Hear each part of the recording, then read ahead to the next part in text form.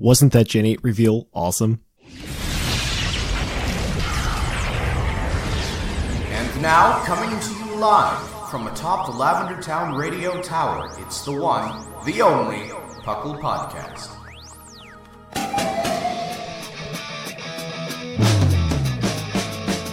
It's P.U.C.L! It's P.U.C.L! Pokemon Underground Champions League, oh yeah! P.U.C.L!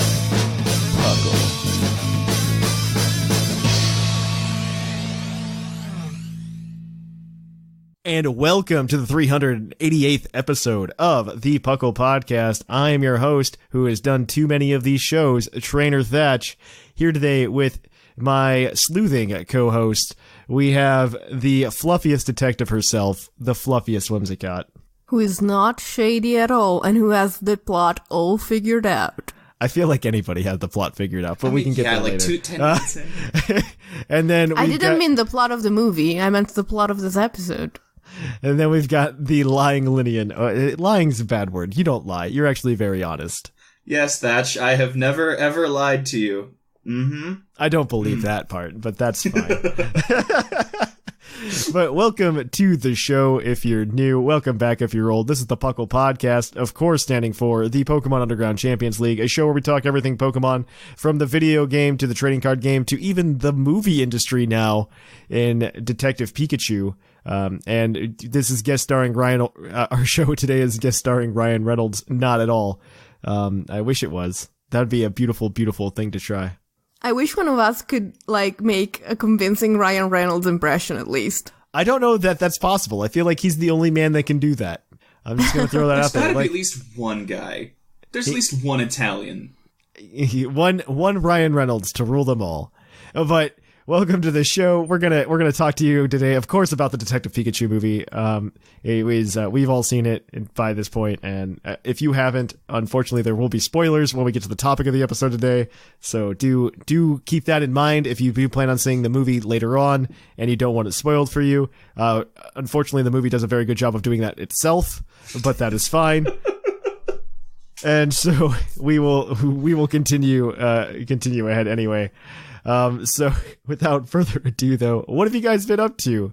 It's been a little bit since I've seen both of you here on the show. I have seen you obviously here other times or around. Well, I bought a house, Ooh. I bought a car, and I bought a ticket to Detective Pikachu. Well, those are, I don't know which one of those is most exciting.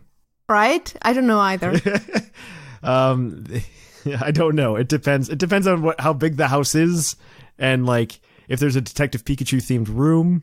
I am trying to calculate how many Detective Pikachu would fit inside my house, but I think the math is a bit too complex for me because I have a slanted roof, and so we're gonna do that some other time. That's calculating volume at this point, not even square footage. I mean, I would do it, but the slanted roof kind of, makes it a little too complicated to do while I'm talking to you guys in a foreign language, and we're trying to put a show together. That's fair. So I do have one quick question, though, before we continue.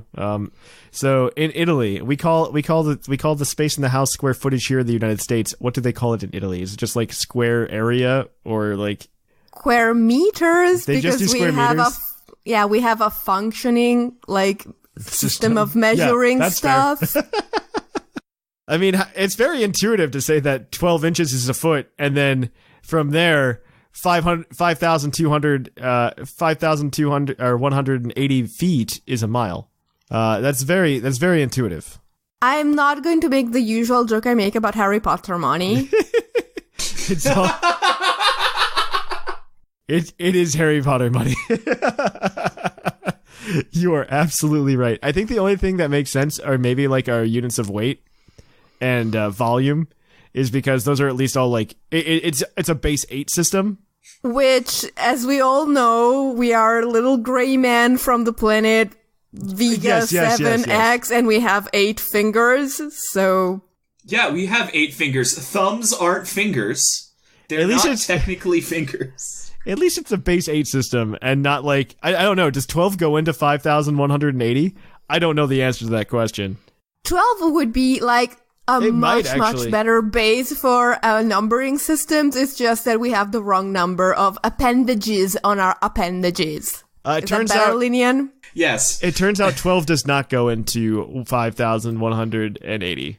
For those of you at home wondering, it does not. It goes in there 431.66666666666 times. So, there you go. Thank you. I did the math. Thanks. All right. What about you, Lydian? What have you been up to? I've made a worse financial decision. I got into the TCG. Oh, that's a terrible financial decision. I've put too much into it, and it's not showing signs of even slowing. Well, this newest set has been, like, really stupid. Really, what got me into it is Seth Vilo, in his corrupting ways, said, hey, there's a viable Blacephalon deck, and I went, oh? And now I'm playing that. I've been looking into building a second deck. I've been looking into league times. It's been a whole thing. I'm audibly shaking my head. Like, I know. Audibly. Because I've been down this route, and then I got out. I'm out. Like, I'm clean now. I'm clean. It doesn't help that I have stupid pack luck. It's like, oh, what's in this one? Oh shit, $40 full art. Like, I got out. I'm sitting here. I've got about 200 code cards sitting on my desk that have been unredeemed. And none of them are from, I think the newest set that they're from is probably Lost Thunder. And that's it. That's the previous set though. That's only like... No, Lost Thunder was like 2 sets ago. Oh, but yeah. There's significantly fewer cards from Lost Thunder in there. Significantly fewer. So, I mean, it was like, I think the last set that I really bought in on was Ultra Prism. And then after that, it just went, no more. It was pretty much when I moved to Dayton. Like, that's Goodbye. Well, I was just, because I had a regular league I would go to, and like I like the people of that league, and I mean, I don't want to, like, I know there are probably some Dayton like locals that listen to this podcast, and it's not that it's bad per se. It's just it's not for me, right? Because they do things a little bit more intensely than I do, in terms of wanting to play. Like, I just want to go to league, have some like casual fun, and do it. I mean, they're sitting there like betting money on like the matches and stuff like that. There's only and there's only like two leagues really in town right now, and maybe 1 or 2 of them that are like really still like they're strong, you know what I mean? So I couldn't get into it. They're also farther away from my house. In other news though, I did find out that there is a board game shop that just opened up within walking distance of my house, which is really cool. I went over there. I just needed some dice for my D&D session this past weekend, so I went over there to go check it out, and like the guy over there is super nice. He was great. I mean, they don't do Pokemon TCG, unfortunately. I guess I could help them with that, technically. I think I haven't lost my professor status yet. I think I lose it in like 3 days. So I guess I could go over there and like host a league for them if they really, really wanted to get into the Pokemon TCG game. But the problem is, I know if I do that, like, I'm going to start doing it to myself again. Exactly. And I don't want to do that. Start buying cards again. I don't want to do that. Yeah. I'd much rather like host like a video game tournament or something again. Yeah, I just don't want to do that to myself. But I mean, they had dice, and that's what I got when I went there. I went and bought some dice. But it's a cool place. They're gonna like open a restaurant in it. They just got their food license, so you can like buy food when you're playing D&D or whatever tabletop game you're playing in there. Nice. So that's a good thing. I've really like thrown myself in like head first into this like D&D world as of late, which has been really nice. It's been a nice like creative outlet outside of P.U.C.L. That is not what you were saying an hour ago, but let's fly over that. Yeah. Let's not get dragged back into that mire. Ryan listens to this, so hi again, Ryan. Happy birthday, by the way. And he was there. He was one of my D&D players. I did a D&D session over the weekend. But was that Ryan Reynolds? No, different Ryan. Ryan's just one of my players. We need to teach you the meaning of yes and. It was not Ryan Reynolds. It was our money. So we're from there though. I think we'll just switch gears and we'll kick it on over to the news. So let's cue that epic music.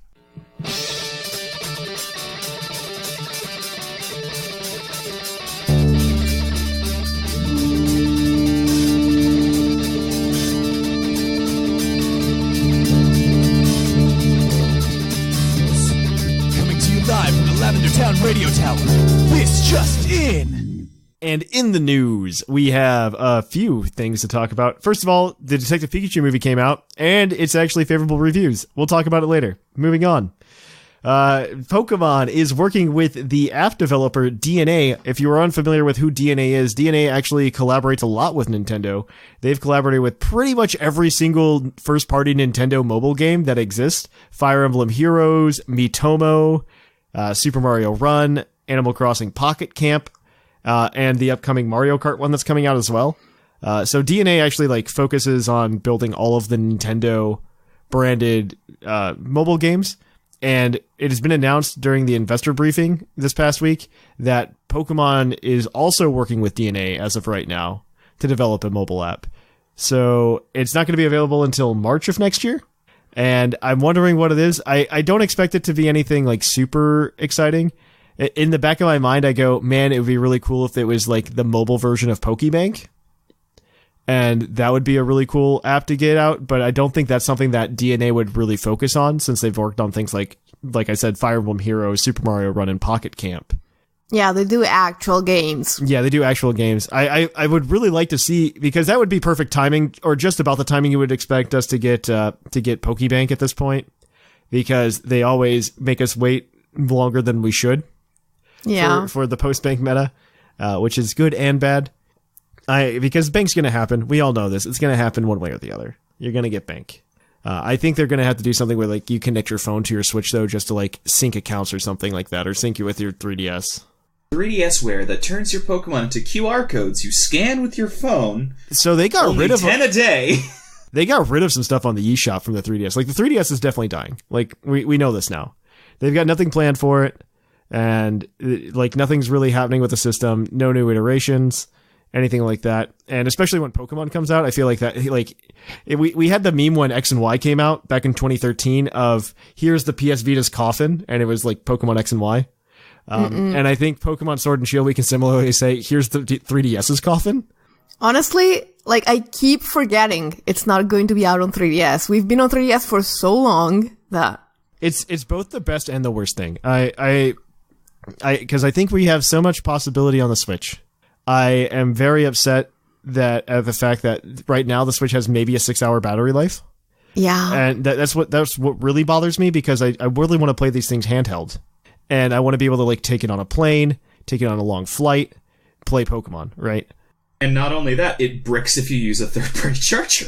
Which, they've kind of fixed that. They kind of fixed that. So there are some issues with the Switch. We have heard rumors of 2 iterations of the Switch coming out. I'm sure at E3 we're going to hear more about the new iterations of the Switch that will be coming out. And I would be very unsurprised if their release dates weren't very close to Pokemon.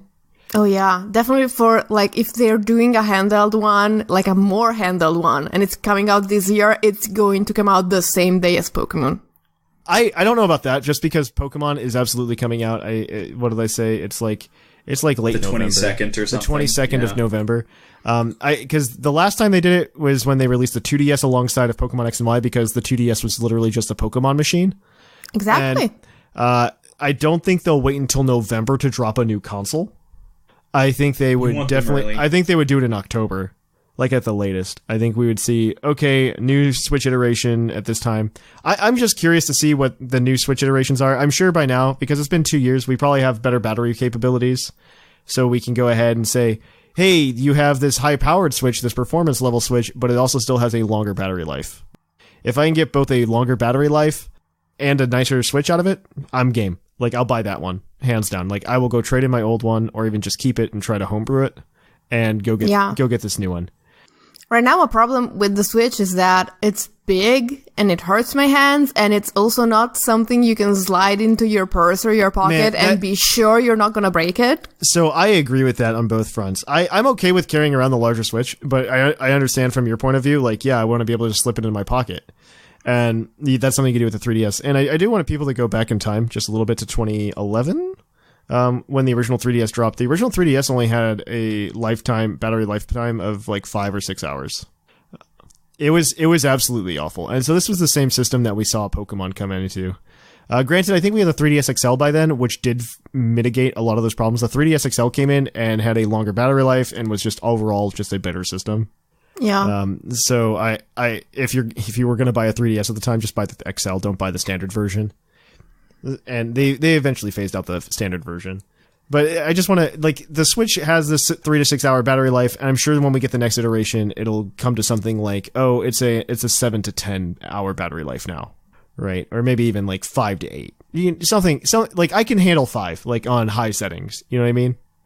And I would be okay with that. We'll see what happens. I don't want to speculate too much on that because my specialty is mostly the Pokemon predictabilities because I've been working on that most of my life. And more of my life than I should have, I should say. And I've been working on just that kind of stuff. So I'm not an overall industry person, but from the trends that I've seen relative to Pokemon, we're probably going to get some kind of new iteration of the Switch. It's been 2 years. It's probably going to happen. We're probably going to see new iteration of the Switch to come so that Thatch has to go spend his money on a new Switch. I'll go buy it. And we'll see. It makes sense for them to make 2 versions only because you can make that performance version, which is roughly the same size as the Switch now, and you can also make a light version. And I think you do that for 2 reasons. One, Joy-Cons, I think, is a big issue, right? Joy-Cons kind of like corner them into a size issue. So I think what you do is on your high performance Switch. I don't know why I'm talking about this. I probably shouldn't be because it's going to be wrong because I don't know what I'm talking about. But what will probably happen is you have like such a large bezel on the Switch already for the screen. I'm sure you'll just see that bezel become significantly smaller, and you'll get a larger screen, and it'll have a longer battery life, and it'll be a little bit more high performance. It'll be the new Switch, except they'll probably get rid of that marketing because they know it's stupid. Yeah. And then I also see them having a PS Vita looking system that is a Switch. With the Joy-Cons just integrated in, you can't take your Joy-Cons off.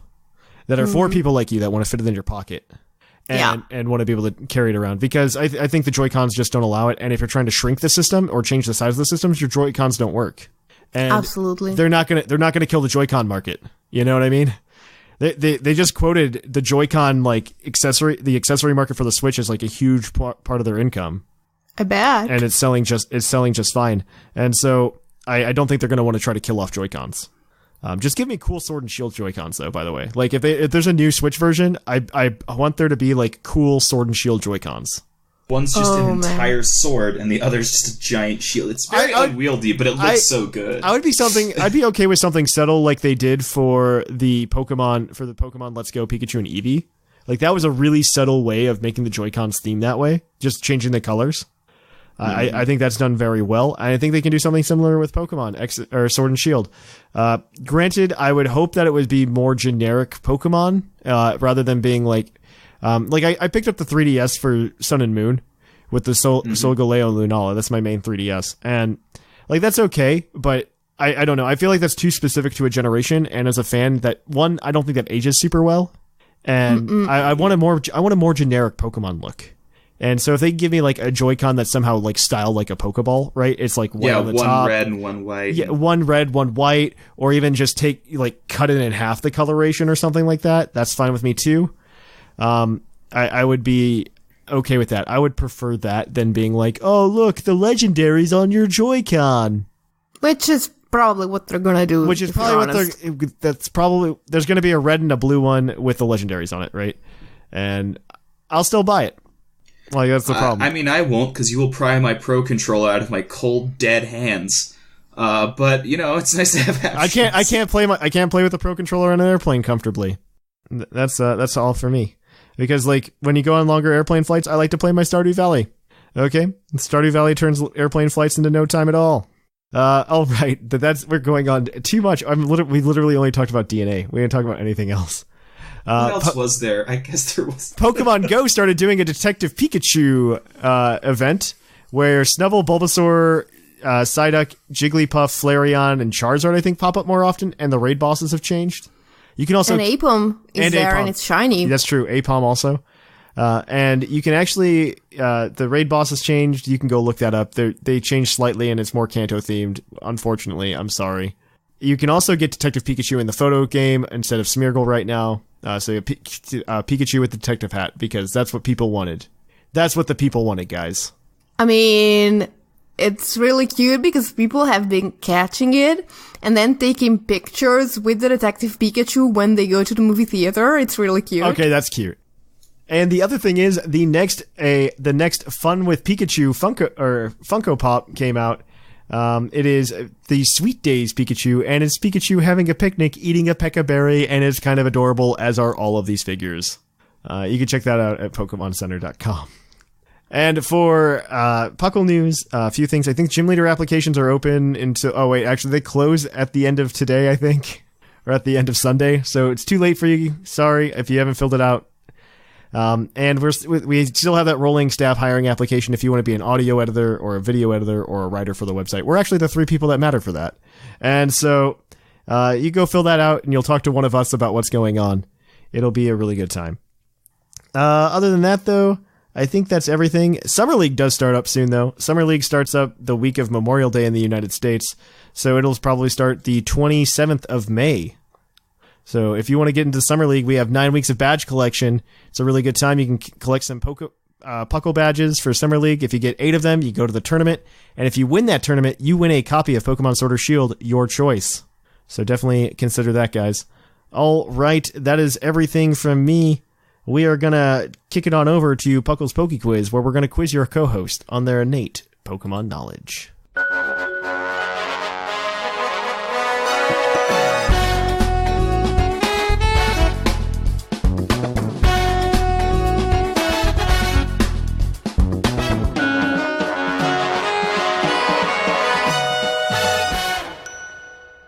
And welcome to Puckle's Poke Quiz, the part of the show we're going to quiz your co-host on their innate Pokemon knowledge, essentially what they know about the Pokemans.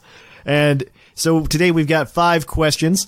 We've got both Linian and the fluffiest Whimsicott competing as a team today to answer these 5 questions.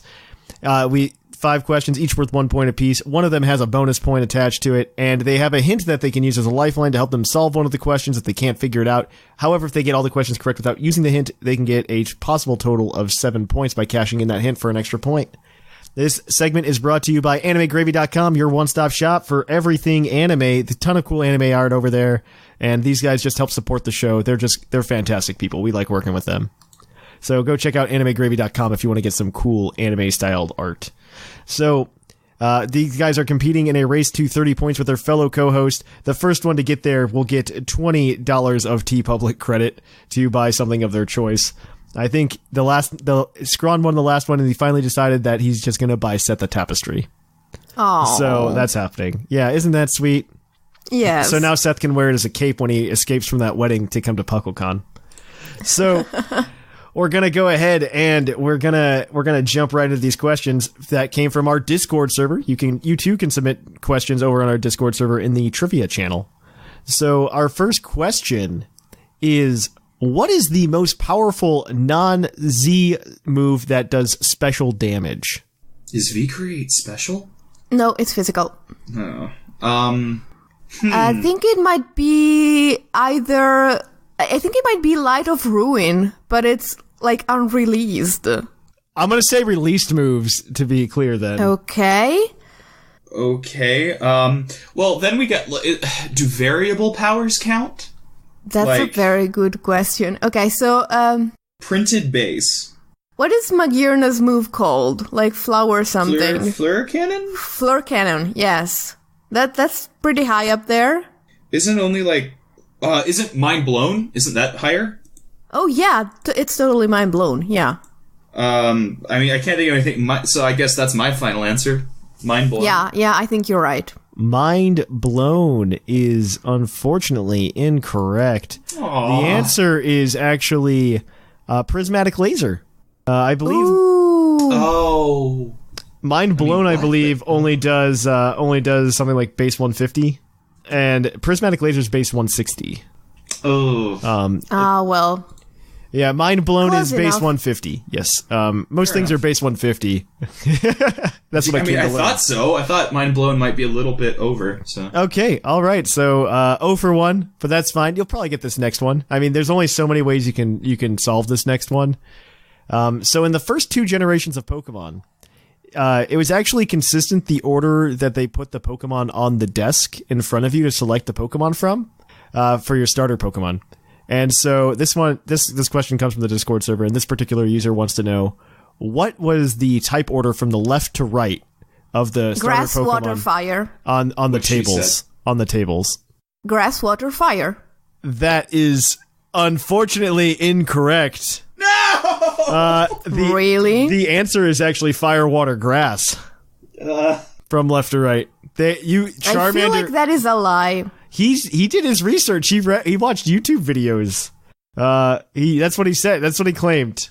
Maybe I'm confusing this with fire red leaf green, because Maybe. they definitely, like, they give you Bulbasaur and they say this one is easy to raise, and then they give you Squirtle and then they say this one is like a medium, and then they give you Charmander and they say this one is harder to raise. Do they? That might be leaf green then. That must be. Probably. That must be leaf green, because I don't think that I don't think that that's absolutely true. But that's what he said. He said he watched plenty of videos. We can do the research and just power up a virtual console copy. But I'm going to trust. I trust him. I'm probably just confused with the his remakes. research. He cited his research this time. I believe him.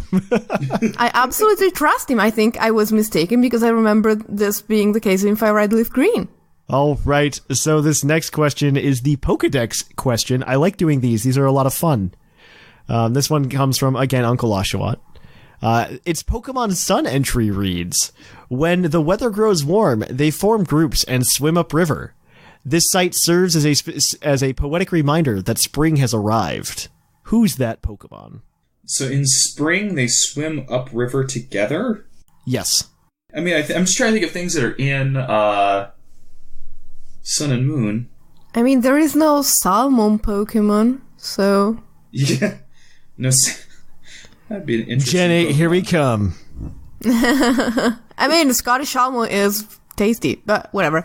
And it's like a poetic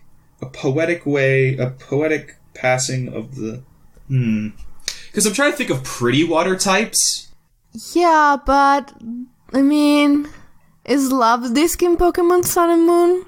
I don't think so, because otherwise I would have an easy... I mean, well, I guess I wouldn't know, because heart scales are easy to get in those games for once.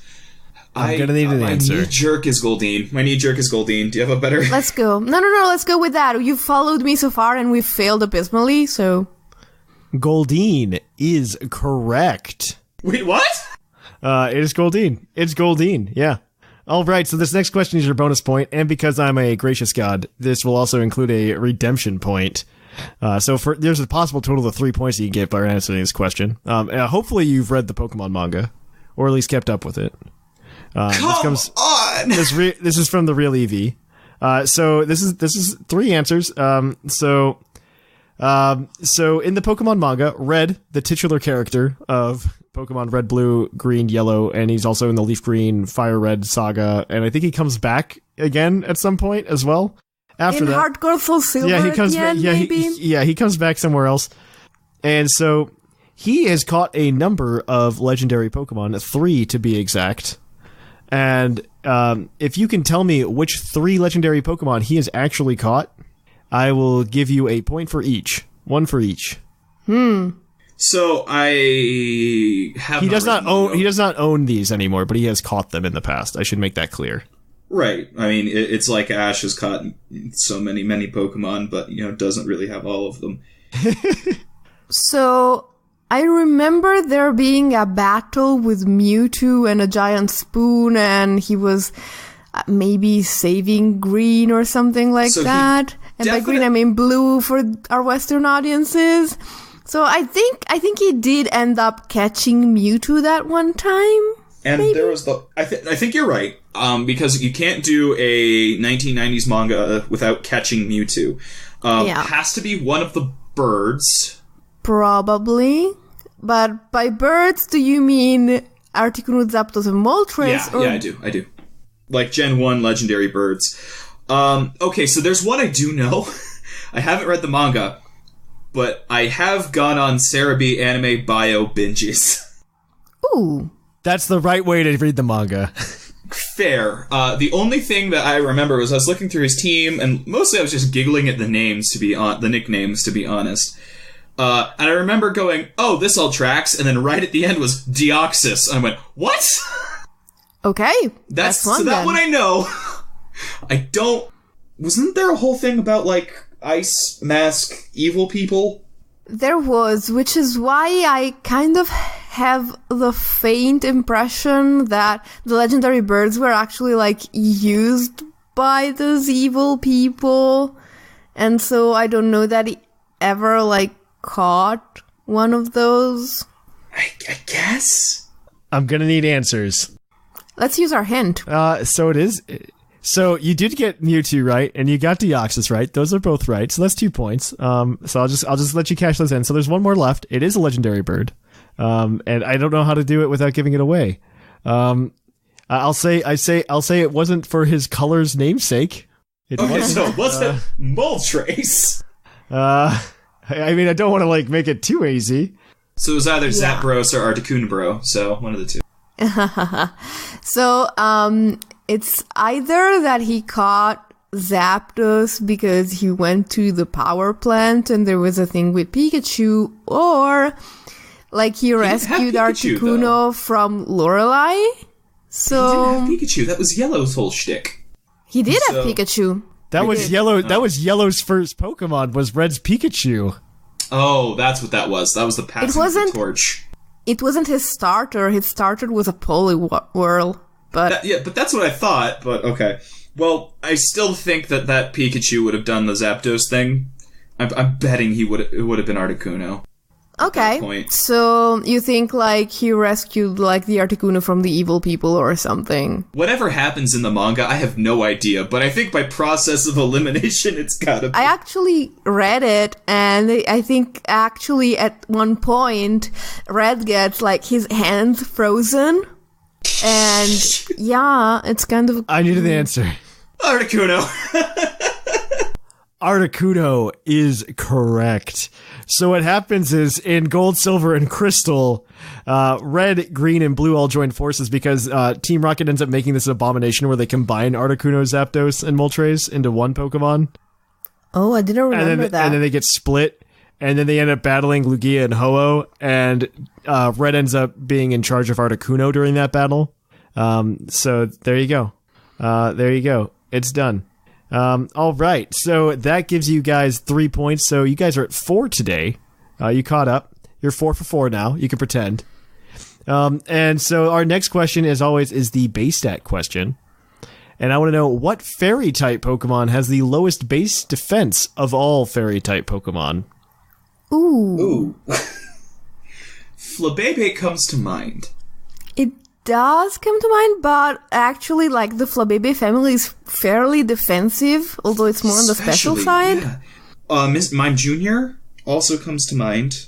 Oh, that's such a good one. You also have the Igglybuff and Cleffa, if you go down that route. Igglybuff, Cleffa, Ralts, Oh no, it's definitely Ralts then. Like, it has a defense of, like, yuck. Yeah. I think it's Ralts or Mime Jr., but I think it's Ralts because the three step boys are always kind of janked out in that first stage. So.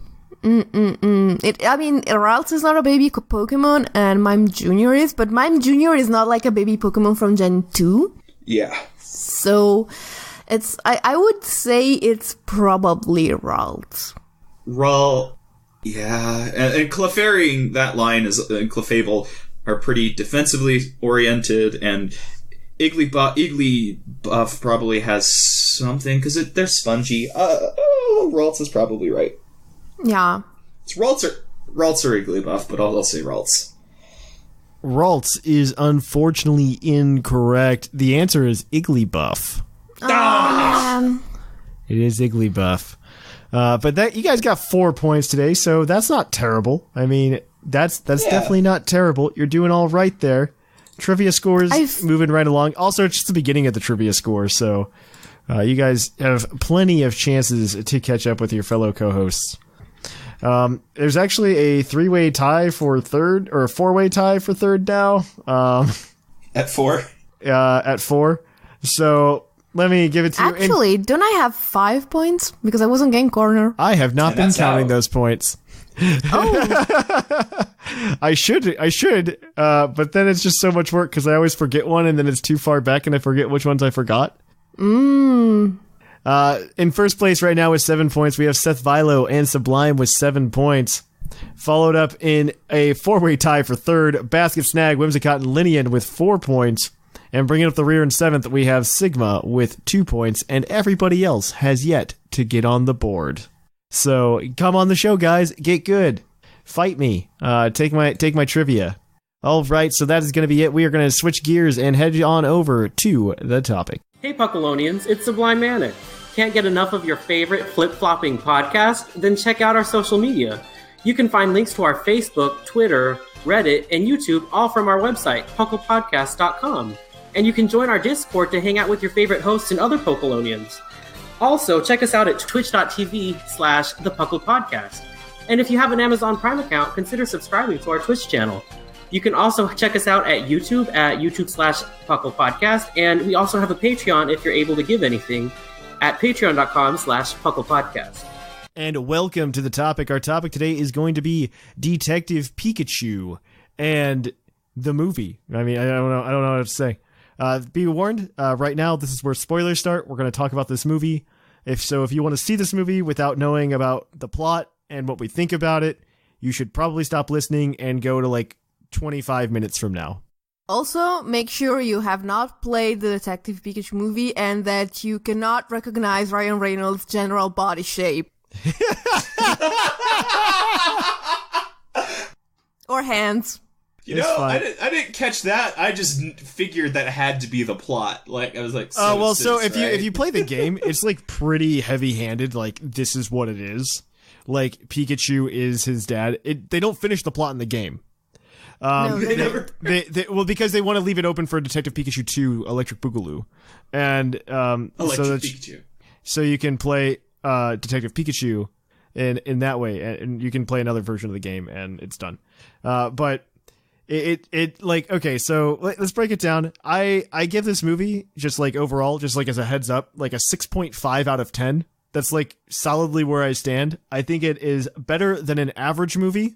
I don't know. I can't exactly tell you if that's just me being biased because it's also a Pokemon movie, but I think it's better than the average movie. But I don't think it's anything fantastic. Like, I think Endgame was probably like a solid like 9.5, 10, right? Do you really want to start that discussion? No, we're not going to say the E word. But I mean, I'm just giving you kind of like some normalization for my scaling, okay? Yeah. I'm giving you some normalization. So like, if you're just like, man, Endgame was like a 15 out of 10 for me, you're gonna be like, well, Detective Pikachu's probably gonna be a 10 out of 10, right? And so like, I'm just throwing that out there. I'm just giving you normalization for my scales. So Detective Pikachu is, it wasn't bad. I thought it was okay. I think it was interesting seeing a lot of things. Whimsicott and I had a very long discussion this morning about what we liked about the movie and what we very long discussion. And like, I think she and I are both on the same page about like what the future of this can bring. I think the biggest thing is we can tie this into the conversation that we had last week with Seth and Sublime. I think there's some big things that we can do there. The one thing I do want to say is there's absolutely no Detective Pikachu 2. Like, there just isn't. They killed that hard. By revealing that Pikachu is in fact Ryan Reynolds / Tim's dad. And I called it like last week too, by the way. I was just like, yeah, Ryan Reynolds is just going to be Tim's dad. And then Sublime's like, I wouldn't hate it if Ryan Reynolds was my dad. I'm like, me either. Like, that'd be cool. So yeah, Ryan Reynolds ends up being Tim's dad. I thought overall it was okay. I think they were trying to play it too safe. Understandably so, because there hasn't been a good video game movie up until this point. Like, I'm gonna say good by rated well. That's what I'm gonna say. One above 50%. You can say good, like it applies. You can say good. As much as I love hearing Ron Julia say, for me it was Tuesday, that was not a good movie. I mean, it wasn't a great movie. It was a good movie. It was a good movie. It was a good time. Like, if you're just like, man, I really want to see the Pokemon universe on the big screen, I think this accomplishes that. Outside of being a Pokemon fan, I'm not entirely certain that I can agree. I think it does a better job of having an adult come in and watch the movie with their child than the actual Pokemon movies do. Yes, because so it does give you some setup. Because it does say, like, there's that little intro sequence where Tim is riding on the train to Rhyme City, and they're just like, this is what Rhyme City is. Here are Pokemon, and Pokemon work together with humans here. And they live in harmony. And it does two things. One, it sets up what the premise of the world is, which I think is important, and isn't present in any other Pokemon movie. And two, I think it also sets up the premise for longtime Pokemon fans that this is something slightly different, because they say that the Pokemon are living there in harmony with everybody, and everybody has like a partner, essentially. Yeah, And because three, otherwise... Oh, go ahead.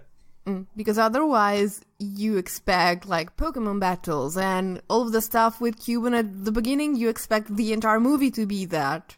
And I have words for the thing about Cubone at the beginning, but I want to get through the whole, like, just thought process of the movie and things I thought were odd in the plot.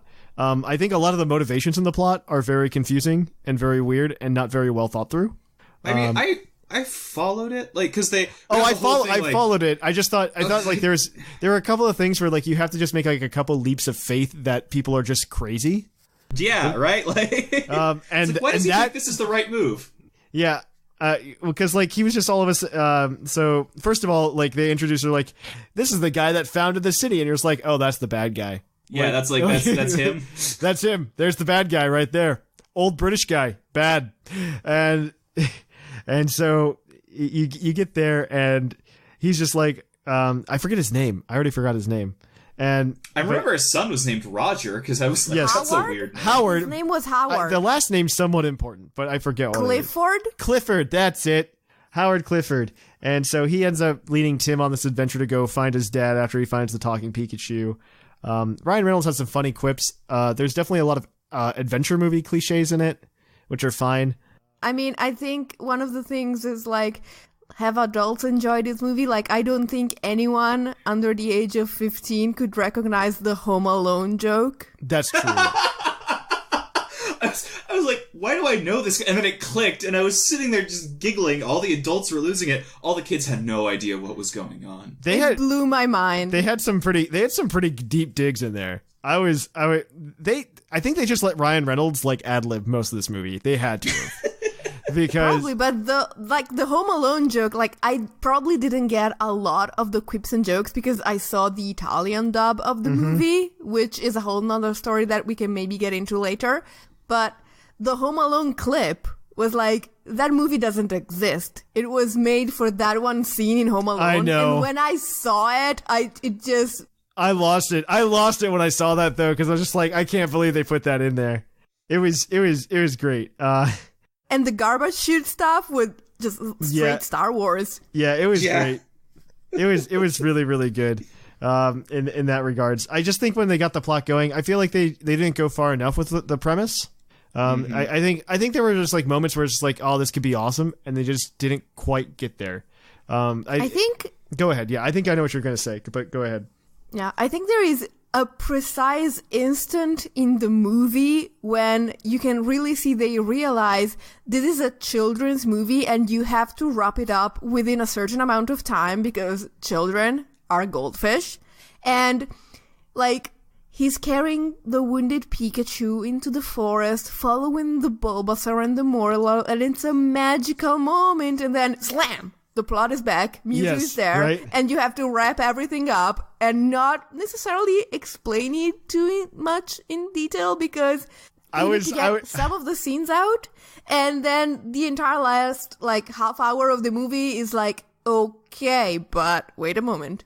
Back up, why are we here? What? I was really upset because, like, when Mewtwo came out as, like, the Pokemon that was going to be the healer, quote unquote, right? I was kind of expecting something else, like the Bulbasaur take him to, like, a Venusaur or maybe, like, they had the odd no model, or Shiinotic, like... and I was just like, man, I wish they would just take it to something like, you know, some Pokemon that's, like, known for healing, or maybe some Chanseys or something like that. That'd be really cool.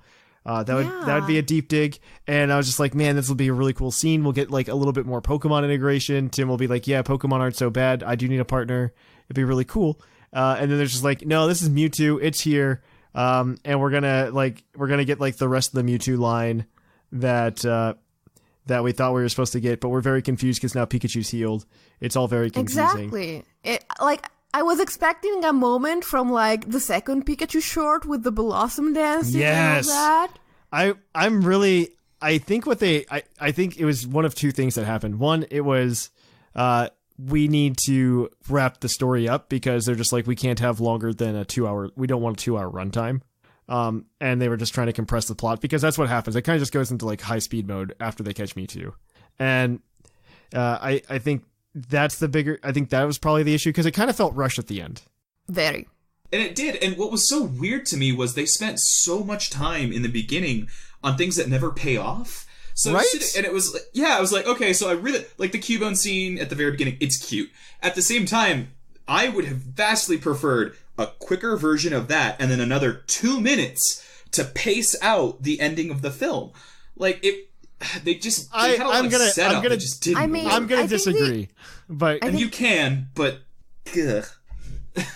I think we have to acknowledge that one of the reasons that scene is as long as it is that it has the actor who is the Pinder in Deadpool.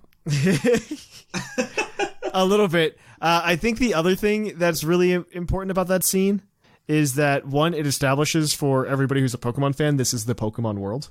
For me personally, I don't know if this will apply to everybody else who has seen the movie, but for me personally, I think that scene shows to me that it's possible for them to actually do a standard Pokemon flick. Because if you have moments like that, like where you can have such a cinematic moment as just trying to catch a Cubone, and it feels awesome and it feels exciting. Like, I was excited when I saw that scene. And if we can, after seeing that scene and then we got to the Detective Pikachu plot, I felt almost like I did when you play a real Pokemon game and then you go to play Detective Pikachu. That's how I felt. Like, that was the feeling I had, because I was like, man, we could have had the real thing, but now we have to go do this Detective Pikachu plot.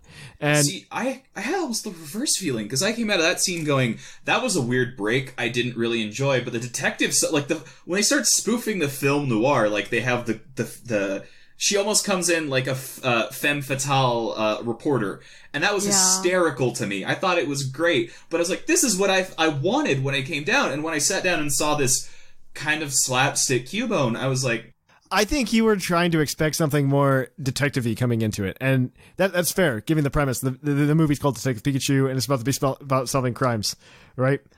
For me, I went in there with the expectation of, okay, this is going to be Pokemon's first foray onto a movie setting, and let's see how that goes. And for me, like I said, that scene just showed to me that it is actually possible for them to make a more traditional Pokemon story.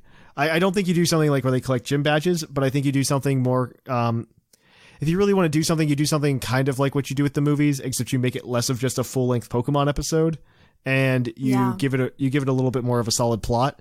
And like, I'd rather have that kind of movie than the Mewtwo Evolutions remake. Like, remake it in the live action almost. Okay, so there's two things to say about that. First, let's get that out of the way.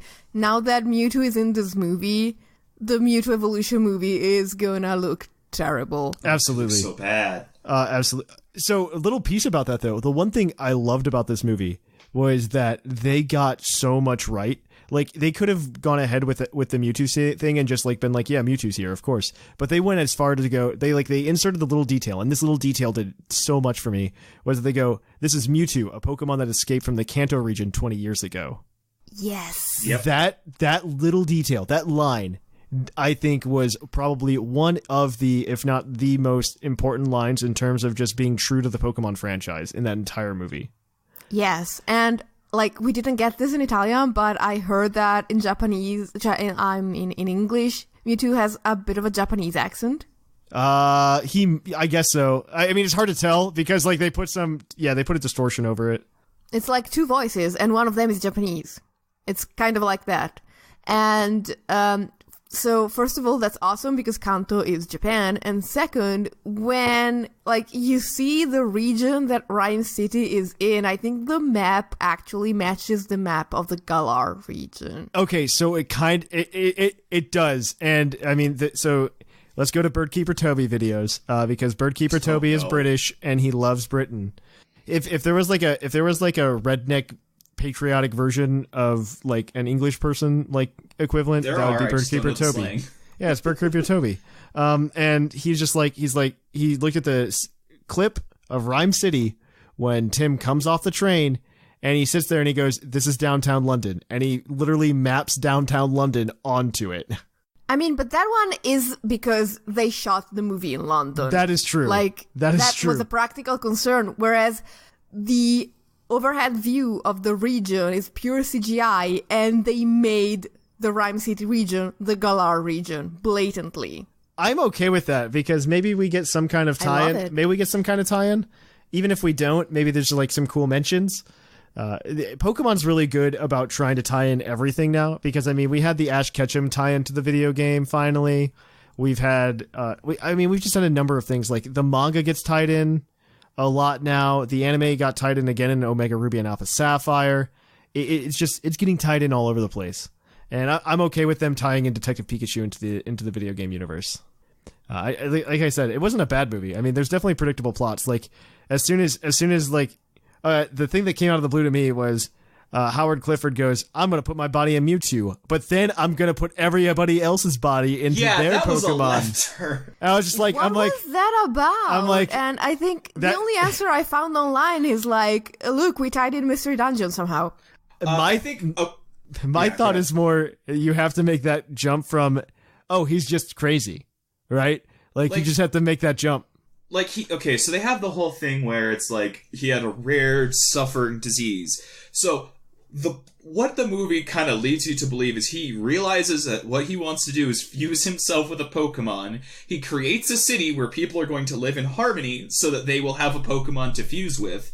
Then 10 years down the line, creates a gas that will allow him to use Mewtwo. Like, the steps required don't work. The long game, okay? That's called the long game. Oh, wait. But this is even more long game. Like, he was creating a society that he could exist in after he was Mewtwo. Yeah, no, he was like, that's why he's like, I'll bring it to everyone. He was like, I'm gonna save humanity by making them into Pokemon.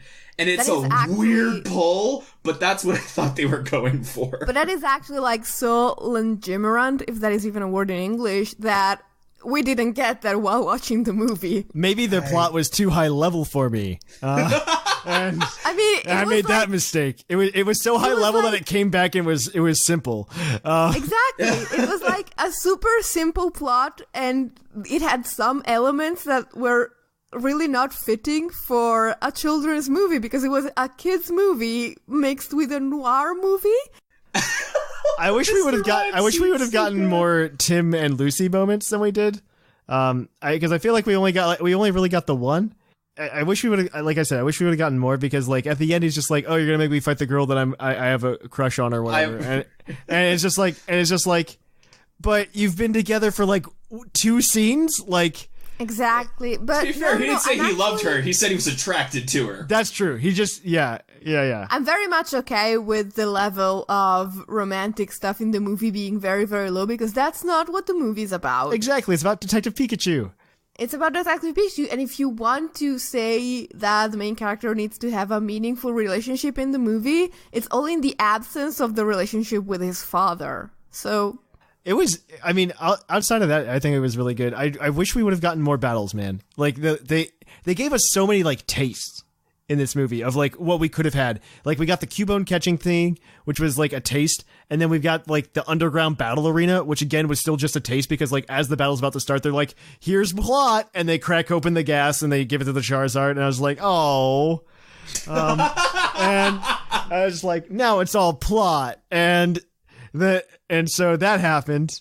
Oops, all plots. Okay. Which made me really sad. But it gave me this taste of like, man, this could be really awesome if they did something that was more true to the core experience. Yes, but I have to say, like, this movie knew it was gonna be really freaking weird, and it embraced it. Oh, yeah. And it worked really, really well. Like, the Mr. Mime scene. Oh, the Mr. Mime scene. He's like, starts pouring, I'm like, is he pouring gas on him? Yes. Yeah, Yes, that is like, what he's doing. Wait. I know this is all pretend, but this is still a children's movie. What is going on? They dropped the match at the end. They dropped the match. Mr. Mime is freaked out. It was brilliant, but it was so out of place. No, that's what I loved about the movie is the jokes were landing, which is not something you get all the time. Like, I was watching the movie, I was like, okay, if nothing else, the jokes are landing without any... Like, you don't have to be a Pokemon fan to get the jokes. Exactly. You don't have to be a Pokemon fan to laugh at a guy in his underwear saying, "Oh my god, I sniffed some weird stuff and now it's like, the nose crazy thing." Pokemon No, are not like that. me." It was gas. Like You thought it was cocaine. Like, you thought it was cocaine. Like, come on. Exactly. And the children are not gonna know why the adults are laughing, and that's perfectly fine. It was overall a decent experience. Like, I wouldn't, like I said, it's not a AAA thing, but it was good. I mean, it was a good proof movie. Of concept. Yes, I think it was a good first step. I think personally, so I'm going to do this again because I've been doing this for weeks. To make the Power Rangers movie metaphor, because I am still upset that we never got the sequel to that as a Power Rangers fan. And they even had an end credit scene in that one. Okay, they had an end credit scene in the Power Rangers movie, like hinting at the sequel, and we never got it because that movie was a disappointment to people who weren't Power Rangers fans and to people who were Power Rangers fans. But people who saw it. But as to compare it to that, like another franchise that I hold dear to my heart, I think this one is actually going to do better than that, and we could possibly see more Pokemon movies in the future. I think that Nintendo, again, is just going to be very heavy-handed in their involvement, and they're going to kind of just try to depress it, and it won't be as good as we can get it, but I think it's just because they're going to be trying to play it safe, and I think that's what happened here. I think that's why we didn't get as many of the concepts to go as far as they could, because they were trying to play it safe. And that's fair, because there hasn't been a good video game movie ever, so... Yeah. That was the second thing I wanted to say about the Cuban thing. Like, you actually have to explain to your audience that once you go into Run City, the world of Pokemon is not gonna behave the way you expect it to, but they do not explain the world of Pokemon to you. And the movie works, which means they can do, like, a more classical Pokemon movie without having to waste time explaining the world of Pokemon to the audience, and they can actually put some kind of plot into it, and it's gonna work really well. I'm pretty excited. I want to see what they can do with it in the future, and I think that we can definitely see that. I'm hoping that there's there was rumors of a Red movie in development, and I would like to see something like that. I don't know that I want Pokemon Red the movie. I feel like that feels like a step in the wrong direction. I agree. I think you need something that's more of like you have a main character who's already established in the universe. They're already a Pokemon trainer, and they need to go on some quest, right? To go do something, and then like have them explore the Seafoam Islands or something, right? To go find like the hidden Incan treasures or something. I don't know. And so I don't know. Pokemon Suicide Squad with all of the different. No, I'm thinking National Treasure, but instead of Nicolas Cage, you have a Pokemon trainer. Like that's what I'm thinking. Yeah, you need an actual plot, and then you just, like, transfer it into the Pokemon world, because that's just gonna work if you do it right. Whimsicott and I were talking about this. I don't know if it was on the show or not, but it's a story that takes place in the Pokemon world, not a movie about the Pokemon world. Story, yeah. You're not a Pokemon story. You want a story in the Pokemon world. That's what I think is the key ingredient to making a good video game movie, and probably why nothing else existed, any other video game movie that existed, because they try to be a story about the video game instead of trying to be a story in the video game world. Exactly. Like, the plots of video games, for the most part, are entertaining because you have a hand in it. If you remove the interactivity from the plot of most video games, you're not gonna get a great story. No.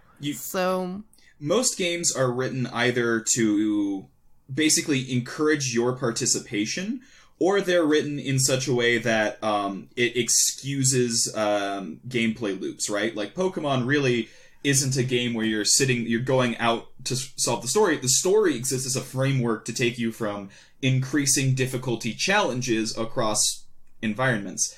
So most games don't translate well. So Exactly. And I mean, there are some games that have wonderful plots, and you're just basically playing along the game because you want to find out what happens next in the story, but they are far and few between. Yes, And- I agree. I said that wrong, but you got my meaning. yeah. I have to say, like, there was one thing that disappointed me in the Detective Pikachu movie, and I think we all were disappointed in it. And it was like, they made like 60 Pokemon models, and they showed you all of them in the trailers, and if you didn't see a Pokemon in the trailer, it probably was not Wasn't in the movie. Yeah. And once you see, like, that's the 70, that's not entirely true, because like I saw an Audino. That was cool. that was in the trailer. Was it in the trailer? Yes. Oh, I'm sad now. I didn't notice. I think I only saw one trailer, and I saw like 85% of what was in the movie, and I know like So 50% of the rest was in the other trailers. that was something that that was something my wife brought up to me as well. Was the lack of Pokemon, and I don't know. I don't feel bad about it because again, like I'm going into this with the hope that this is the beginning of something bigger. Oh yeah, and that's why I can forgive them. It just gets really, really noticeable when you see like The crowds at the 700 Tricos and 25 Amolgas, and then more Tricos, and then more Amolgas, and then more Ipums, and it's like there are so many Rattatas and not even a Raticate. It was The one that got cute. noticeable for me was Sneasel, because that thing, you're like, oh, look, bright red draws your eye, and then it's just like, oh, there's like Exactly. 9 of them. I spent like the first 20 minutes in the movie going, someone really likes Sneasel. I don't know. I was just surprised Morlul appeared at all. I'm not. I think they did a very good job trying to tie in every generation. There was representation from every single generation, and I think that was very important, and that pushes just the Pokemon fandom. Because I felt like this is the first time from Pokemon media in the past, I have to say 6 years now, that I felt appreciated as a longtime fan of Pokemon. Because they made something that was for a longtime fan and not something that was trying to pander to their old fans that were lost to time. Because X and Y, they brought in the Kanto starters again to pander to those people. Pokemon Go only started with Gen 1. We're still only on Gen 4, pandering to the older fans. And then we got Generation 7, and they're like, Alolan forms. Hey, old friends, come back. And I think that they finally just kind of, they're just like, let's make something that's not just like Gen 1, Gen 2 love. Let's do something for everybody who's ever played our games. But let's still acknowledge that Bulbasaur is absolutely the best boy, and Yes, he that is. is undeniable.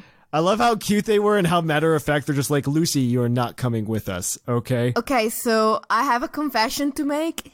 Exactly. I have a confession to make. When I saw the Bulbasaur, I was literally like, I had my fists under my chin and my eyes were like bugging out, and I had the biggest grin on my face, and I was trying really hard not to go in the movie theater. But yeah, that was, I mean, I think that overall it was a good experience. I would say it was a good first outing, and I hope that there's more to come. I think that's the conclusion here. Yes. All right. So that's a good place to stop. We will take a short break here, and we'll be right back at you with the Pokemon of the episode. Are you guys looking to get some cool Puckle swag? Well, we got a couple great shirts for you over at the Puckle Tea Public Store. You can get something like the PuckleCon 2019 shirt, which is coming up in just like 6 weeks. It's super close. Very excited for that. Or if you want, Basket just put up the Old Viridian Guild t-shirt. So if you want to go check out all of the artwork of all of the co-hosts for the show put together in one awesome piece, and you can go get like an awesome tapestry of it, or a t-shirt, or an art print of some sort. It actually looks really cool, and I hope you guys go check it out. I think it's great. It's a nice celebration of all of us who we are putting our hearts and souls into the show. But if you go over to Puckle Tea Public, there's plenty of other cool designs as well. As always, the link is in the show notes, and everything you buy there does come back and help support the show, helps us do awesome things. Like I said earlier, it helps us make those cool badges for Summer League. So, if you guys are interested, please check it out. Support the show. Until then, I will catch you guys on the flip-flop.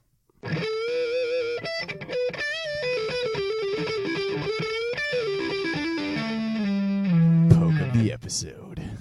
And welcome to the Pokemon of the episode. Our Pokemon of the episode this week is National Dex number 006, Charizard, the Flame Pokemon. Its Pokemon Emerald Pokédex entry states, a Charizard flies about in search of strong opponents. It breathes intense flames that can melt any material. However, it will never torch a weaker foe. Ooh, Charizard, scary. It's also in the Pokemon movie because they're just like Charizard, and they were right. So today we're going to focus on Mega Charizard X. We did a team up with a Mega Charizard X in the past on the Ridiculous episode back in February. So if you want that team, that's also a really fun team to play with, especially if you like stall.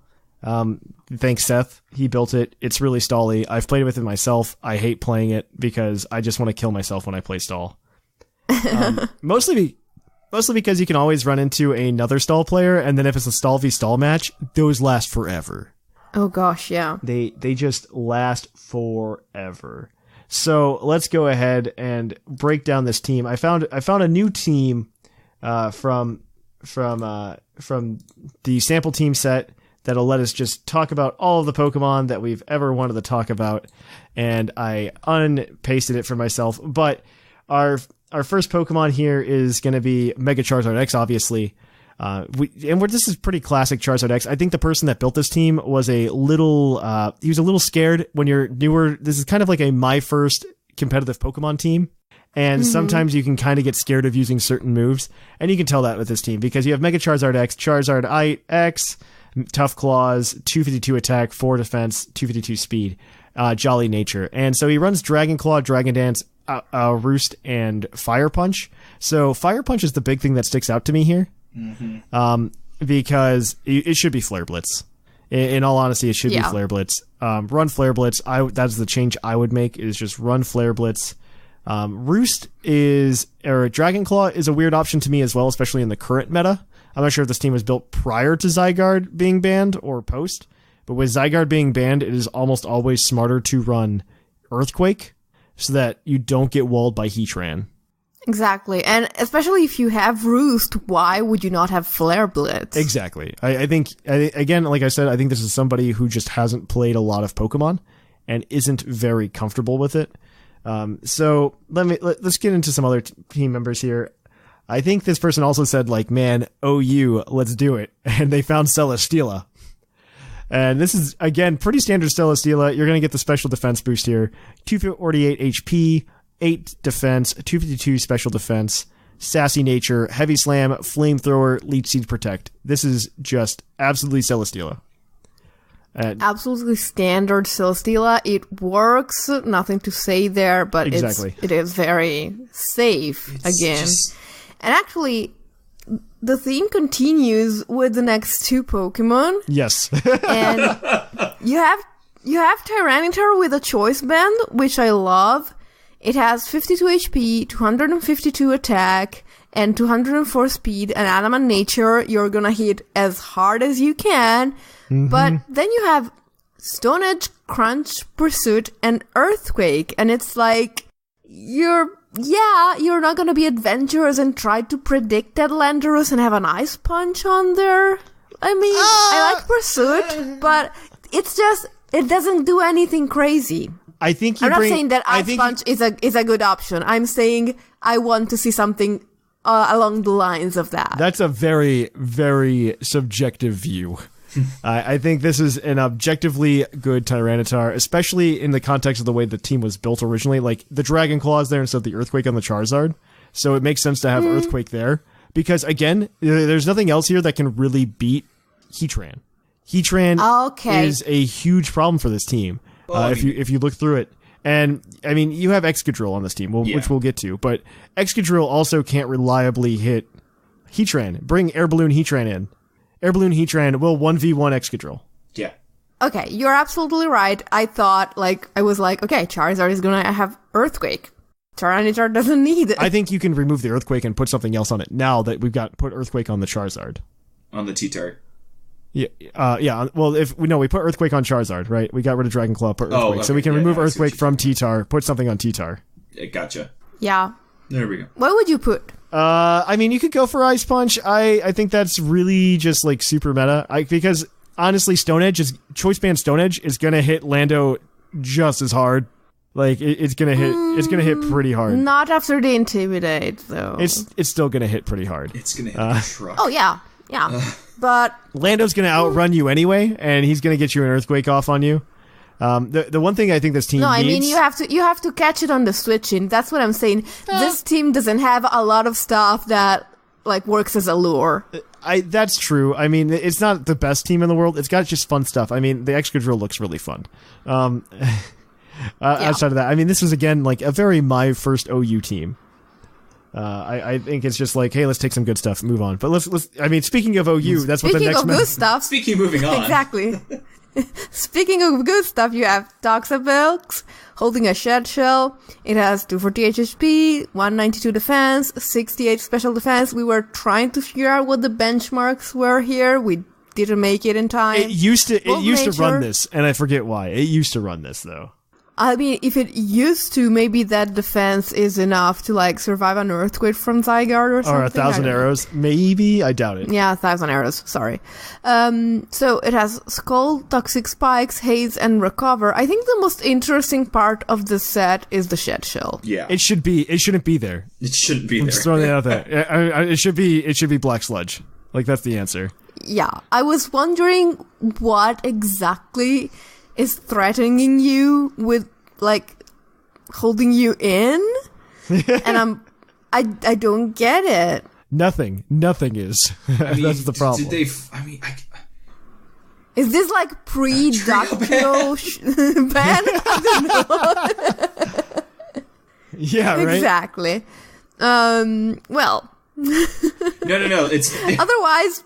Toxapex, great. It works. We love it. They're afraid of that anchor shot coming in. The anchor shot from the Delmise is coming, guys. It's fine. Magma Storm. Magma Storm's gonna stuck. Oh, man. Lydian, take us home with these last two. At least we have the fun Excadrill. Yeah, I'm gonna hit the Clefable first, mostly because it's more standard. It's your standard bulky defensive Clefable.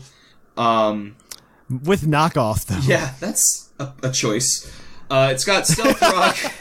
It's got Stealth Rock, Knockoff, Moonblast, and Soft Boiled, because it just wants to make your genning that much harder. A little bit. I mean, it's not that terrible to get a hold of one of those. It's Soft Boiled, and they've actually increased the capabilities of genning, so it's like way easier. We could do an entire episode on PK hacks, guys. We should. No, we shouldn't. But really, it's holding the leftovers. It's got Magic Guard. It's a Clefable. It's gonna soak hits. It's gonna throw some Moonblasts. I guess this one also has Knockoff for those. Really it should be Toxic items. or something instead. It really should be Knockoff. It should be Toxic or something. Like Knockoff is that's such a weird tech to have on Clefable. Yeah, it's just not. It's not the Pokemon it goes on. But we do have Excadrill, aka the Tapu Hunter. Oh my gosh, that is what he is. Yeah, he is the Tapu Hunter. So what I think? So the T-Tar sets Sand with Sandstream. So this boy's coming in with Sand Rush, Adamant Nature, 252 attack, 252 speed, 4 special defense, Steelium Z, with Earthquake, Rock Slide, and Rapid Spin. And Iron of course, Iron Head to key off of Steelium Z. So it's the Tapu Hunter. I love this boy. What a good boy, right here. Like he's coming in to kill everything. Everything. I love this Excadrill, dude. I love running Steelium Z on Excadrill. I think it's so much fun. It's such a Tapu Bulu bait because it's like, oh, it's gonna hit Earthquake and then splat. Yep. Splat. Yeah. I'll just nuke out. I love it. I'll resist it, and I'll throw out my little grassy terrain, and it's going to have the damage of the earthquake, so I'll be taking like a quarter, and then your Tapu Bulu is just a paste on the end of a drill. This is the drill that shall pierce the Bulus. I love it. I love it so much, though. I just love that Excadrill set. I feel like it could be better on a different team, but that's what it is. What we're giving you is 5 Pokemon and an Excadrill to use somewhere better. Yeah. All right. So that's it for this episode, or this poke of the episode, Charizard. So if you want a shiny Charizard, you can head over to patreon.com/PucklePodcast. We will be doing the giveaway from Tuesday to Thursday this week. You can go grab that Charizard do all the cool Charizard things with it, and just like. And you can be like the most relatable character in the entirety of the Detective Pikachu movie. Yes. The guy who's like his giant fire-breathing digger, and he's like, "What are you doing to my baby?" Yes. I forgot about that guy. Yes, exactly. Oh man, it's great. But yeah, you could go get that shiny Charizard over on the GTS if you're a patron member. So there you go. We are going to shift gears and we're going to kick it on over to the mailbag. It's mail time! It's time for the mailbag! Send in your emails! And welcome to the mailbag. The mailbag, as always, is brought to you by the energy drink Green Tauros, the energy drink that gives you hooves. Hooves! And well, we'll get the Green Tauros badge if we remember. Like that's just it. This is the part of the show where we read mailbags. You guys can send them into pucklepodcast@gmail.com, thinking about anything Pokemon that you want to talk about, whether it be about Detective Pikachu or Nightion or whatever it is on the internet that's probably there or not real whatsoever. So, last week we asked you guys what you were hoping for to see from this movie. If you had seen it already, give us your review. So let's go ahead and jump right into the mailbag. Our first one is from Smacky the Frog. One of you said you wanted it. I'm going to let you read it. Salutations, Thatch and friends. Smacky the Frog, here again. Now that I've popped my mailbag cherry, I'll do you all a favor and keep this short. The Detective Pikachu movie honestly looks pretty funny and creative. However, I can't see myself going out of my way to see a live-action Pikachu that's not voiced by Danny DeVito. What a wasted opportunity they had here. But I also have to admit that this movie looks like a masterpiece compared to the live-action Sonic. Yikes. Thanks for your time, everyone, and thank you for the PSA last episode about activating Puckle website accounts. I was pleased to find out that I am, in fact, a dummy who could have been hanging out with you guys on the Discord server this entire time. Discord, be there or be square. Well, thank you for that, Smacky. Other one, we have one more today, and it's from Uncle Oshawott. And I guess, Whimsicott, do you want to read that? Of course I do. So, it's finally out. It is above average. It's a decent start to a potential Pokemon cinematic universe. Now let's talk about that future. What movies could we possibly see from this universe? A Pokemon Ranger movie would be pretty neat. Heck, we could actually finally see that live-action story of Red that people have been wanting for so long. However, there was one major hurdle that the PCU, Pokemon Cinematic Universe, will need to overcome to find success. Detective Pikachu 2.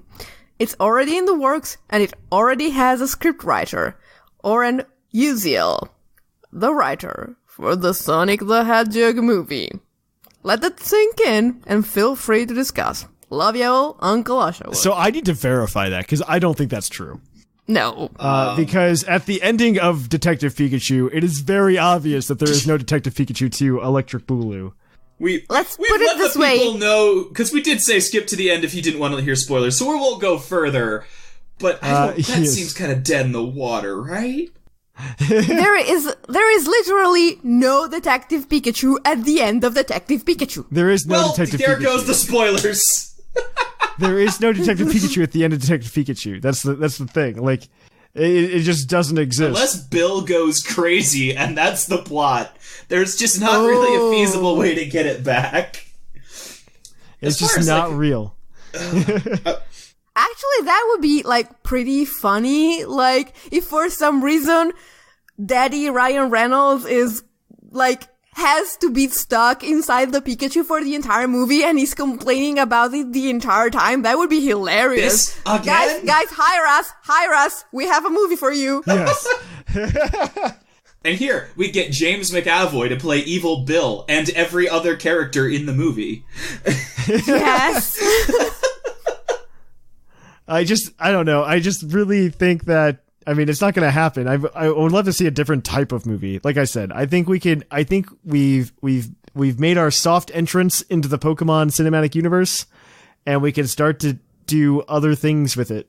We can go catch Pokemon. We can go We can go fight evil organizations with Pokemon. Like, if we could do some cool Pokemon battle stuff, that'd be really cool. Like, Raiders of the Lost Arceus. Come on, let's do it. so my best way to explain what I think we can do is to go look at Pokemon Origins. Not Pokemon Origins, Pokemon Generation shorts. And you can see that those are very cinematic in the way they're done and the way they're shot, in such a way that you can still get the core Pokemon, like, battling experience from it without the battling experience being like, oh, this is going to be a 20-minute battle. I think those are what we can do, because we always ask for this anime that we're never going to get that's more adult and is more mature and is more like the Pokemon Generations shorts that we got. And this is the way to do it. If we're going to get movies, let's make it those. Like, I'm sorry, like, you're saying a lot of interesting stuff, but for the past 2 minutes, my mind has been stuck on, did they get Bill Nighy to be the old English guy in a wheelchair with a thing stuck on his head because Patrick Stewart wasn't available? A little bit. I mean, probably. I wouldn't be surprised. I would not be surprised. I'm just saying. I mean, you're probably not wrong. You're probably not wrong whatsoever.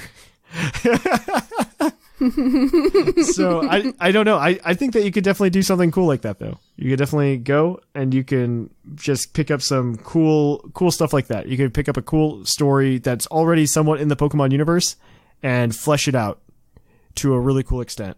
Or just take the manga. Just do the manga. Yeah, and then Wolverine can cut an our book in half. Yeah. Honestly, I mean, the manga is probably the coolest way you could do it. Is just adapt the manga story. I think that fits. So good. I think that fits the theme of what they were going for in Detective Pikachu just as well.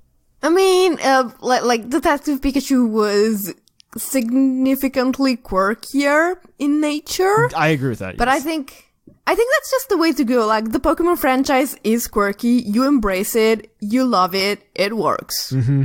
Yeah, that's it's interesting.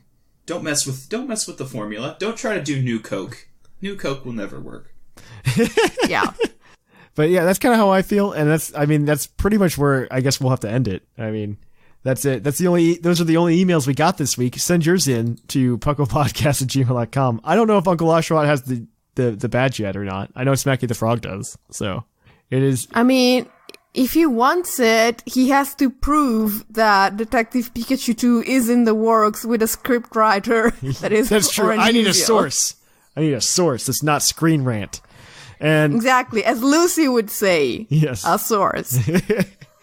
Okay, so if you want to send in an email next week to pucklepodcast@gmail.com, first of all, it can be about anything. I'll take questions about my hair color. And you can send that into pucklepodcast@gmail.com. You can even go ahead and answer the mailbag question, which is, what did you think about Detective Pikachu? We're going to keep that rolling. Also, there's probably going to be Pokemon news this week. So what do you think about the Pokemon news that came out this week that probably happened? So send those emails into pucklepodcast@gmail.com, and we'll read them on the next episode probably. Until then, you can check out more Puckly goodness with the Puckle Plus channel. Every Thursday we're posting something. It's going to be delayed this week, unfortunately, because Puckle Live got scheduled a little bit late, and that's on me. I'm trying to work out all the Patreon stuff and get them put into a schedule. Unfortunately, I also am working a full-time job that is very demanding. So please give me some slack. I'm trying to get the Pokemon up. They are up pretty much every week. I think I skipped like 1 or 2 weeks. And I am also trying to my best to get the Patreon episode scheduled as much as I can. It's one of those things where like real life is taking over as well. Just bought a new house, so like we're doing a lot of stuff on that as well. I mean, I've only been here 2 months. So just please understand, as Iwata once told us when Pokemon Bank was delayed.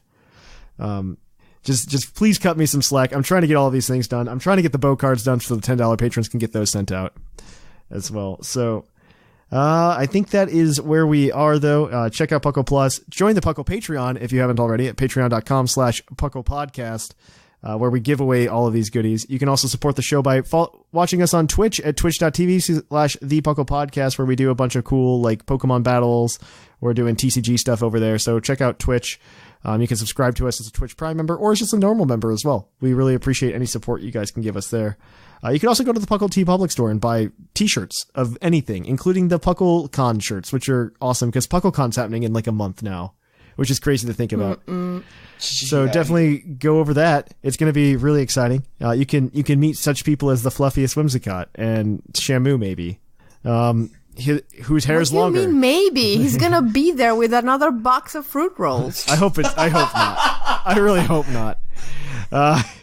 And so please check that out if you haven't already. Other than that, we really like hanging out with you guys. So follow us on social media over at Twitter, Facebook, Instagram, anywhere social media is sold. We're Puckle Podcast. And you can, of course, check us out, most importantly, on the Discord server, where you can interact with us on a pretty much daily basis. We like hanging out with you guys. That's pretty much the whole reason we're doing things. So I guess I am Trainer Thatch. I am the fluffiest whimsical detective extraordinaire. And I'm Linian, investigative reporter. And here in the Lavender Town Radio Tower, it's closing time.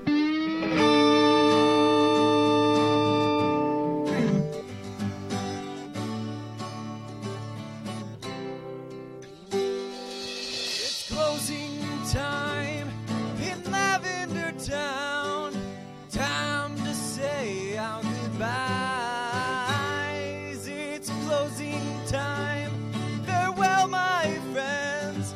I'll catch you on the flip side.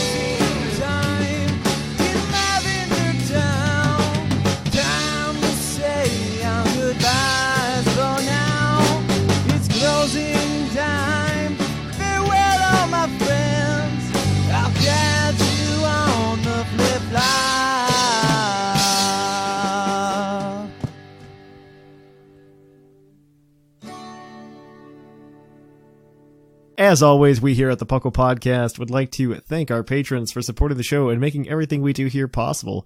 So thank you to Greg, Viger, Juicebox, Duly Noted, 10 Little Men, The Fluffiest Whimsicott, Shamu, Snag, Dexio, Christian, Jushiro, Rotted Mushroom, Alvarin, Seth Vilo, Marcus, King, Kivik, Claude 9, Alolan Durgs, Colt, Jordan, Locke, Angelic Forest, David, Steve, R. Sigma, Doc McStuffles, Josh, The Golden Klefki, The British Gent, Trevor, TJ, Alex, Doc Knox, Dennis, Echo, Jonathan, Michael, Taylor, Shambles, Tim, Andrew, Michaela, Dark Shaggy, Chris, Jeremy, Louise, Wade, Justin, Eric, Tank, Tavis, Jonathan, Greg, Bodtag, Chris Johnson, Alec, Mikey, Ozzy, Josh, Dark Flame 3, Hathel Reviews, Sparky, Coop, Jordan, Nick, Dylan, Huitku, Shira, Smacky the Frog, Ironcaster, Kevin, Beniza, Orange Avenger, Zuge, Thomas, Curtis, Anime Gravy, Hazelnut, Joseph, Traby, Julie, Alex Ray, and The Real EV. So thank you to all of you. It is getting harder and harder every single week to say these names, and I'm sure some of you are just joining it just to troll me at this point. But thank you from the bottom of our heart. Again, it helps us make all of the cool things happen at Puckle, including the badges. I'm really excited for those. Hopefully that we get those before the end of Summer League. We should be getting one here before the end of the month, though. But once again, thank you guys, and we will catch you on the flip-flop.